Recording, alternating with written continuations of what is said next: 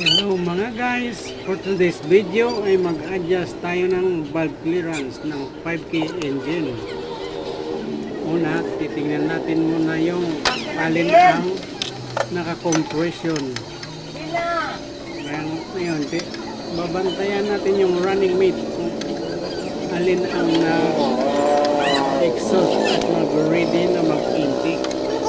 Tapos yung running mate niya ay nagka-compression na. So guys, number 1 ang compression ngayon. Kaya a-adjustin natin.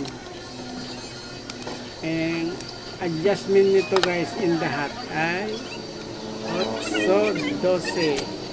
8 yung intake, 12 yung exhaust. Sa hot yan guys, sa hot. Thank you.